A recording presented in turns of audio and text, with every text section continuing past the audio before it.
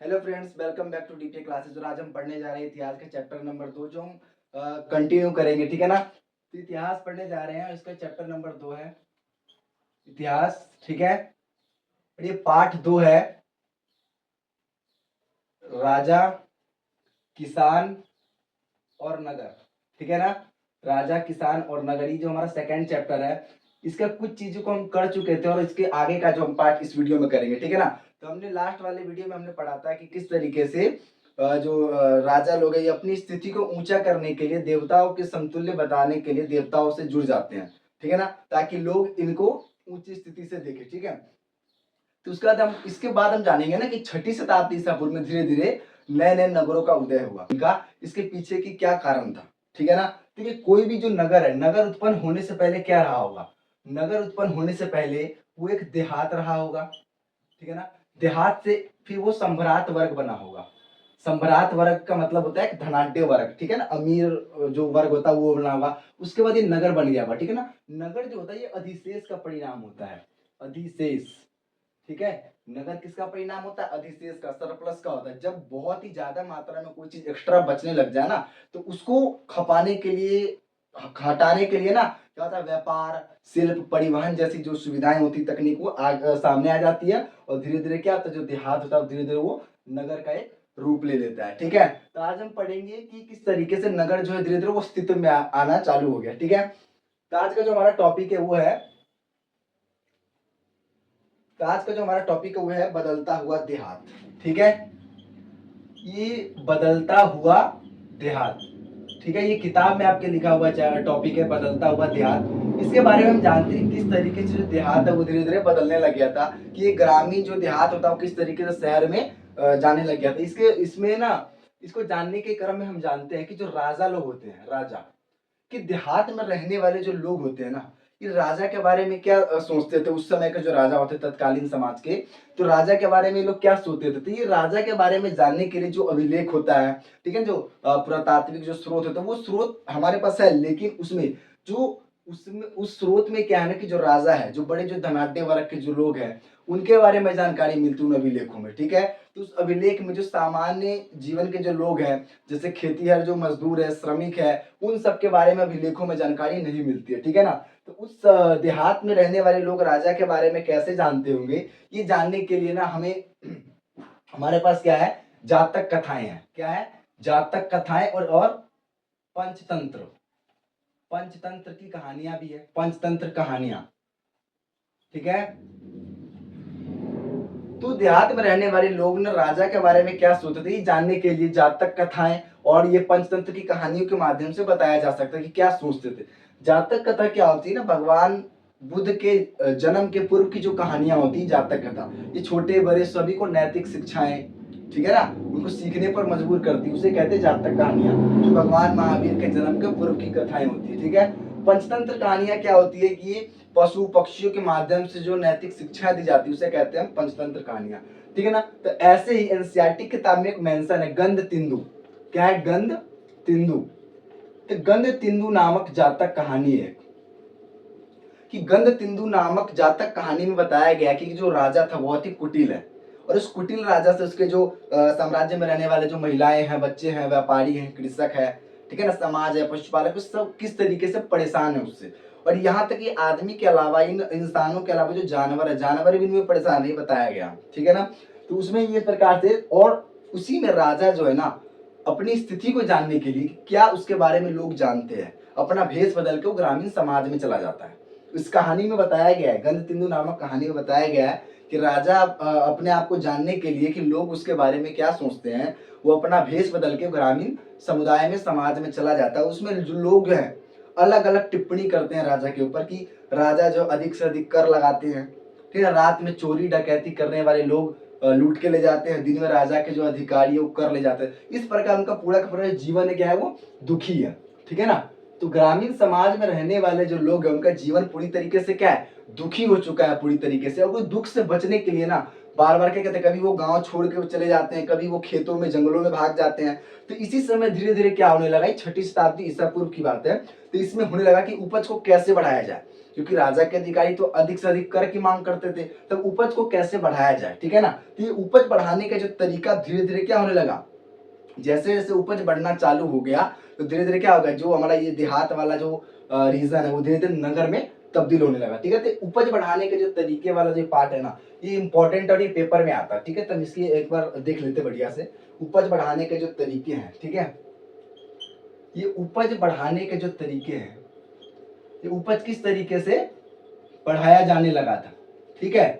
तो मैंने बताया कि छठी शताब्दी जो ईसा पूर्व है, छठी शताब्दी जो ईसा पूर्व है, छठी शताब्दी ईसा पूर्व में क्या होने लगा था, बताया था नगरों का विकास होने लग गया था, लोहे के उपकरणों का प्रयोग बढ़ने लग गया था। तो इसी समय लोहे का प्रयोग बढ़ने लग गया था, ठीक है ना, लोहे का प्रयोग बढ़ने लग गया, लोहे का प्रयोग बढ़ना, ठीक है ना, लोहे का प्रयोग बढ़ना।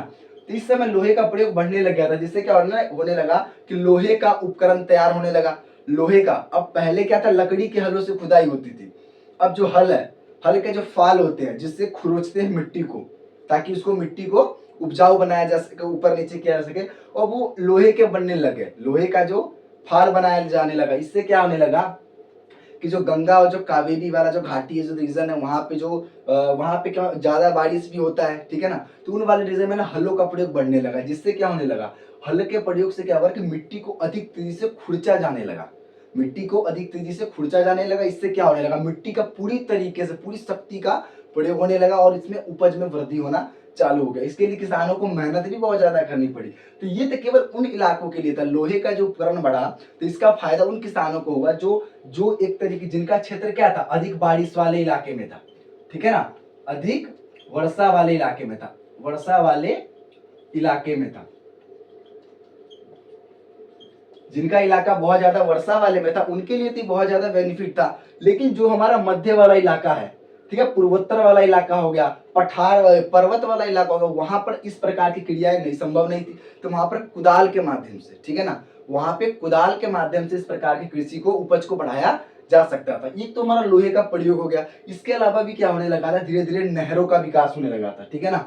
जो नहर है, लोग नहरों को बनवाना चालू करने लगे थे, नहर बनवाना, नहर नहर बनवाना, ठीक है ना।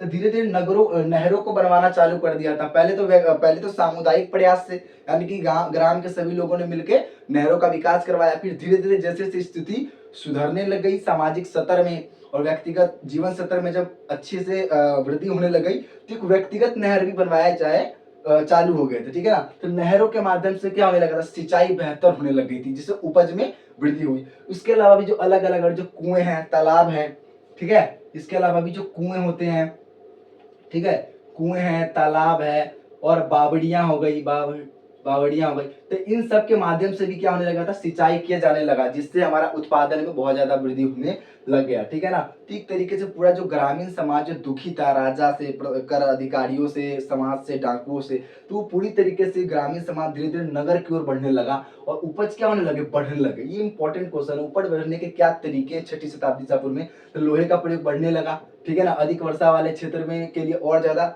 फायदा होने लगा। और धान, इसी में आता है धान की रोपाई, ठीक है ना, धान की रोपाई ज्यादा होने लगी इस समय। धान की रोपाई सबसे ज्यादा क्या होता है, जिन क्षेत्रों में वर्षा बहुत ज्यादा होती है उन क्षेत्रों में धान की रोपाई ज्यादा होती है। गंगा और कावेरी जो घाटी का जो रीजन है, वहां पे धान की रोपाई सबसे ज्यादा होती है, क्योंकि वहां पे वर्षा ज्यादा होता है, ठीक है। धान की रोपाई करने के लिए वर्षा बहुत ज्यादा मात्रा चाहिए, ठीक है। तो इस तरीके से हमारा उपज बढ़ना चालू हो गया छठी शताब्दी ईसा पूर्व में। तो क्या इस जो उपज का लाभ सभी को, समाज में सभी लोगों को इस उपज का लाभ हुआ? बिल्कुल। तो इसके बारे में जानते हैं, जो लिखा हुआ है कि ये जो उपज है ना, अब इस उपज का लाभ सभी को एक समान नहीं हुआ, ठीक है ना। इस उपज का जो लाभ है सभी को एक समान नहीं हुआ, ठीक है। उपज का जो लाभ है सभी को एक समान रूप से नहीं हुआ। ग्रामीण समाज में भिन्नताएं आ गई। क्या आ गई? ग्रामीण समाज में भिन्नताएं, भिन्नताएं, ठीक है ना। ग्रामीण समाज में भिन्नताएं आ गई। सभी लोगों की स्थिति एक जैसी नहीं थी, सभी लोग लोहे के फाल वाले का प्रयोग नहीं कर पाए थे, है ना, क्योंकि ये देश के सभी इलाकों में एक जैसे नहीं हो पाया था, ठीक है ना। देश का सभी जो इलाका है, सभी जो वर्षा वनों से घिरा हुआ नहीं है, सभी में वर्षा एक समान नहीं होती। इसके राजस्थान वाला इलाका हो गया, थोड़ा थोड़ा पंजाब वाला इलाका, उस समय की बात है, क्योंकि वहां पे तो ये 19वीं शताब्दी से ही चालू हुआ था ये हल वलों का प्रयोग, ठीक है। तो ग्रामीण समाज में क्या होने लगा ना कि भिन्नताएं देखने को मिल गई, ठीक है ना। जैसे कि हमारे छोटे जो किसान होते हैं, छोटे जो किसान होते हैं, ठीक है ना, छोटे किसान हो गए, जमींदार हो गए, इन सबको क्या हो गया कि ज्यादा लाभ बिल्कुल भी नहीं हुआ, ठीक है। और इन्हीं के लिए ना गृहपति शब्द का प्रयोग किया जाता है पाली भाषा में। गृहपति, पाली भाषा में गृहपति शब्द का प्रयोग छोटे किसान और जमींदारों के लिए किया जाता है, जिनको बिल्कुल भी एक ज्यादा लाभ नहीं हो पाया था इस वाले काम से, ठीक है। और इसी के अलावा इस बड़े बड़े जो लोग होते हैं ना, इस गृहपति को घर का मुखिया कहा जाता है, ठीक है ना। गृहपति को वैसे प्राकृत भाषा में भी बताया गया कि गृहपति क्या है, घर का मुखिया है।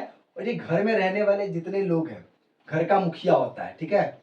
घर का मुखिया बताता हूँ, घर का मुखिया, गृहपति को घर का मुखिया कहा जाता है। और ये घर में रहने वाले जितने लोग हैं, महिलाएं हो गई, ठीक है ना, बच्चे हो गए, नौकर हो गए, ठीक है, और भी जो दास है, इन सभी पर नियंत्रण रखता था। और घर से जुड़ी हुई जितनी भी वस्तुएं हैं, भूमि हो गई, बैल हो गए, पशु हो गए, सामान हो गया, सभी आभूषण हो गए, इन सभी वस्तुओं का इनको स्वामी समझा जाता है गृहपति को। और उसी तरीके से दक्षिण की अगर हम बात करें तो उत्तर वाले में, दक्षिण में भी जो बड़े बड़े जो किसान होते हैं, जमींदार होते हैं, उसको विल्लार, उनको विल्लालर, उनको विल्लालर कहते हैं। जो जमींदार होते हैं बहुत बड़े बड़े, उसको जमींदारों को क्या कहते हैं, विल्लालर कहते हैं, ठीक है ना। तो इस तरीके से ग्रामीण समाज में भिन्नताएं आ गई, जो सभी को एक जैसा लाभ नहीं हो पाया, ठीक है ना। तो इसके बाद जब नेक्स्ट टॉपिक की बात करते हैं, अब ये जो समाज अब किस तरीके से जी इसमें फायदा होने लगा सभी को। अब इसके बाद ये समाज है ना, अभी एक सेकेंड, अब एक संभ्रात वर्ग में बन गया।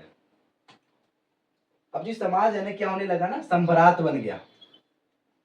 अब खेती की उपज ज्यादा होने लगी, ठीक है ना। अब खेती से उपज क्या होने लग गई, ज्यादा होने लग गई। अब खेती से उपज ज्यादा होने लग गई तो क्या बन गया, धीरे धीरे समाज सम्राट बन गया। सम्राट का मतलब होता था धनाढ्य हो जाना, अमीर हो जाना, ठीक है। तो जब धनाढ्य होने लग गई तो वो भूमि भी दान देने लगा, भूमि दान भी देने लगा, ठीक है ना। तो पहली शताब्दी ईस्वी में अगर बात करें, पहली शताब्दी ईस्वी की बात करें, पहली शताब्दी ईस्वी की बात करें ना, तो इस समय ये भूमिदान के अभिलेख मिलते हैं, ठीक है ना। पहली शताब्दी ईस्वी की बात करें तो हमें भूमिदान के अभिलेख मिलते हैं कि भूमि को दान में दिया जाने लगा, क्योंकि समाज में अब जो ग्रामीण समाज था धीरे धीरे क्या होने लगा, बदल गया, उसका स्वरूप बदल गया, उपज ज्यादा होने लगा, लोगों के पास अधिशेष होने लगा, तो धीरे धीरे वो भूमिदान भी देने लगा, ठीक है ना। और ये भूमिदान उन लोगों के द्वारा दिया जाता था जो बेसिकली क्षत्रिय राजा वगैरह हुआ करते, जो शासन करते थे, रूल करते थे। और इस भूमिदान में ब्राह्मणों को और धार्मिक संस्थाओं को दिए गए जो दान है उसका अभिलेख होता था, उसका ब्यौरा होता था, ठीक है ना। और इसमें भूमि दान देने वाले जो लोग है ना, अपने बारे में भी इसमें बताते थे। और ज्यादातर ये किसको, धार्मिक संस्था को, धार्मिक संस्था हो गए या फिर ब्राह्मण हो गए, इनको दान दिया जाता था, ठीक है ना। और एक और इससे याद रखना, अग्रहार, अग्रहार, ठीक है ना। अग्रहार, अग्रहार एक ऐसी भूमि होती थी जो ब्राह्मणों को दान में दी जाती थी, और इसके लिए उससे कोई भी, और ब्राह्मणों से कोई भी टैक्स कर वसूला नहीं जाता था, उनको भी, और उनको गांव में ना किसी से भी टैक्स कर वसूलने का अधिकार था। तो अग्रहार वो भूमि था जो ब्राह्मणों को दान में दी जाती थी, ठीक है ना। तो हमने पढ़ा कि पहली शताब्दी ईस्वी से क्या होने लगा, भूमि दान के हमें प्रमाण मिलने लगे, ठीक है ना, भूमि दान के प्रमाण मिलने लगे। और इसी तरीके से क्या होने लगा ना, लेकिन प्राचीन भारत में जो ब्राह्मणों ने जी धर्मशास्त्र बनाए, क्या बनाए जी, अलग अलग जो धर्मशास्त्र बनाए, ठीक है, धर्मशास्त्र बनाए, धर्म सूत्र मिले, धर्म शास्त्र बनाया, धर्म सूत्र बनाए। तो इन सब के अकॉर्डिंग क्या था, इन सब के अकॉर्डिंग क्या था ना कि जो महिलाएं थी वो संपत्ति का, भूमि का धारण नहीं कर सकती, उन पर इनका कोई अधिकार नहीं था। लेकिन भूमिदान की जब बात करते हैं ना, तो पहली शताब्दी ईसा पूर्व के बाद ही हमें, जब गुप्त साम्राज्य है तो गुप्त साम्राज्य में चंद्रगुप्त द्वितीय, उसकी पुत्री प्रभावती गुप्त, उसके ये इस विचारधारा का, इस नियमों का खंडन करती है, ठीक है ना। क्योंकि प्रभावती गुप्त जो है उसने भूमिदान दान में दिया, भूमि को दान में दिया, इसका उल्लेख मिलता है हमें, ठीक है ना। तो ऐसा कह सकते कि वो एक रानी थी इसलिए भी दे सकती है, या फिर ये भी कहा जा सकता है कि जो धर्म ग्रंथ है, धर्मशास्त्र, धर्म सूत्र है, इन सब का जो नियम है, इन सभी नियमों का जो पालन है सभी जगह एक जैसे नहीं किया जाता होगा, इसीलिए उसने दिया, ठीक है। तो प्रभावती गुप्त महिला थी जिसने भूमि दान में दिया था, भूमि दान में दिया था। और इसका जो विवाह था, प्रभावती गुप्त, प्रभावती गुप्त, ठीक है ना, ये चंद्रगुप्त द्वितीय की बेटी थी। और इसका जो विवाह था ना, ये दक्कन वाला जो एरिया है, ये जो दक्कन वाला, जो आप देख सकते हैं, ये वाला जो इलाका नहीं दक्कन, ये होता है दक्कन वाला इलाका, ठीक है ना। तो इस वाले इलाके में, दक्कन पठार के इलाके में ना एक वंश था, वाकाटक। वाकाटक, ठीक है ना, ये भी एक शासक परिवार था। इस दक्कन वाले एरिया में वाकाटक परिवार में इसकी शादी हुई थी और इसने भूमि दान दिया था, दान में भूमि दिया था, और इसने जितने भी धर्मशास्त्र धर्मसूत्र के जो नियम है उसको खंडन किया था, ठीक है ना। तो इस प्रकार से साम्राज्य जीवन चालू होने लगा। और ये भूमि दान है ना, ये देश के अलग अलग हिस्सों में अलग अलग तरीके से हमें इसका उल्लेख मिलता है भूमि दान के। और इस भूमि दान में जो भूमि दी गई है दान में, उसकी भूमि में नापों में भी अंतर देखने को मिलते हैं। कहीं कहीं पे थोड़ी भूमि दी गई है, कहीं कहीं पे ज्यादा भूमि दान में दी गई है। तो इस तरीके से इसका उल्लेख हमें मिलता है, ठीक है ना। अगर भूमि दान में देने पर भी ना, तो भूमि दान का जो विषय है इतिहासकारों के लिए बहुत ही ज्यादा ही समस्या वाला विषय है। इसको एक बार अच्छे से जानते हैं, ठीक है जी। भूमि दान का जो विषय है, मैंने बताया कि जो भूमि दान का जो विषय है ये इतिहासकारों के लिए बहुत ही ज्यादा समस्या वाला विषय बन चुका है आजकल, ठीक है ना। तो हमारा जो टॉपिक है भूमि दान, ठीक है। हमने जाना कि भूमि दान पहली शताब्दी ईसा पूर्व से चालू हो चुका था ये, ठीक है। जैसे जैसे समाज हमारा बढ़ता चला गया, कृषि उपज बढ़ने लग गई, समाज में अधिक आ गया, देना चालू हो गया। अभी जो इतिहासकारों के लिए भूमि दान एक विवादास्पद विषय बन चुका है, क्योंकि इससे कुछ इतिहासकारों का मानना है कि भूमि दान देने से क्या कर रही है ना, जो राजा है, राजा का जो प्रभुत्व है, राजनीतिक प्रभुत्व कमजोर हो रहा है। राजा का राजनीतिक प्रभुत्व कमजोर हो रहा है। राजा जब सामंतों से जब हारने लगे, सामंत बहुत ज्यादा क्या होते थे ना, बहुत ज्यादा लैंडलॉर्ड हुआ करते थे, जमीन के मालिक हुआ करते थे सामंत, ठीक है। तो कुछ इतिहासकारों का मानना है कि राजा का, कि भूमि दान करने से राजा का राजनीतिक जो प्रभुत्व है, ठीक है ना, राजनीतिक जो प्रभुत्व है वो कमजोर हो रहा है, ठीक है ना। राजनीतिक प्रभुत्व का कम होना, ठीक है, राजनीतिक प्रभुत्व का कम होना। कुछ का मानना है कि राजा का राजनीतिक जो प्रभुत्व धीरे धीरे कम हो रहा है ये भूमि दान देने से, ठीक है ना, क्योंकि वो सामंतों से धीरे धीरे दुर्बल होने लगे। और इस तरीके से भूमि दान करके सामंतों से क्या कर सकते हैं, अपनी शक्ति को, अपने सामर्थ्य को दोबारा जुटा सकते हैं, ठीक है। कुछ इतिहासकारों का मानना ये भी है कि ये भूमि दान देना जो है कृषि क्षेत्र को उन्नति करना है, ठीक है ना। कृषि क्षेत्र में प्रगति करने के लिए, ठीक है ना, कृषि क्षेत्र में प्रगति करने के लिए क्या भूमि दान दिया चालू कर दिया है। तो इस तरीके से क्या है कि कुछ का ये है, कुछ इतिहासकारों का मानना ये भी है कि कुछ राजा अपने आप को उत्कृष्ट सतर्कता दिखाने के लिए, अपने आप को बेहतर दिखाने के लिए, जैसे कि पिछले अध्याय में देखा गया था, पिछले वाले टॉपिक्स में, कि अपने आप को दैवीय स्थिति दिखाने के लिए अब उन्होंने क्या किया था, देवताओं के समान जुड़ गए थे। तो वैसे कुछ का मानना है अपने आप को बढ़िया स्थिति दिखाने के लिए, अपनी स्थिति अच्छी दिखाने के लिए, ठीक है ना, अपनी स्थिति अच्छी दिखाने के लिए, ठीक है, अपनी स्थिति अच्छी दिखाने के लिए, अपनी स्थिति अच्छी दिखाने के लिए उन्होंने भूमि को दान में दिया, ठीक है ना। तो ये जो मेन कारण है भूमि दान देने के, जो इतिहासकारों के जो विवाद का एक विषय बना हुआ है, ठीक है ना। तो इसके बाद ये भूमि दान देने के बाद जो समाज है पूरी तरीके से अभी नगरीकृत बन चुका है धीरे धीरे, क्योंकि भूमि दान दे रहे सम्राट वर्ग बन चुके हैं, अब नगर बन गया धीरे धीरे। क्या बन गया, अब समाज में नगर बन गया, अब नए नए नगरों का उदय हुआ। और ये सारे के सारे नगर ना अलग अलग तरीके से थे, ठीक है ना। और छठी शताब्दी ईसा पूर्व में धीरे धीरे नए नए नगरों का उदय होने लगा, जिस तरीके से सम्राट वर्ग जो है धीरे धीरे आगे बढ़ने लगा, ठीक है ना। और इसमें छठी शताब्दी में जो नगर बनने चालू हो गए ना, अलग अलग नगर थे, ठीक है ना। ये अधिकांश नगर जो थे महाजनपदों की राजधानियां थी, ठीक है ना। और ये संचार मार्गों पर क्या थी, ये तो महाजनपद की राजधानी थी, महाजनपद की राजधानी थी, कुछ तो महाजनपद की राजधानी थी। ये क्या था, संचार मार्गों पर बसी थी, संचार मार्गों पर बसी हुई थी, राजधानी थी ज्यादातर, ठीक है ना। और इसमें जैसे कुछ मुख्य हमारे नगर है, जैसे कि हमारा पाटलिपुत्र हो गया, क्या हो गया, जैसे हमारा पाटलिपुत्र हो गया, ठीक है ना। ये पाटलिपुत्र किस पे बसा हुआ था, ये पाटलिपुत्र नदी मार्गों पर, ठीक है ना, नदी मार्ग पर बसा हुआ शहर था ये।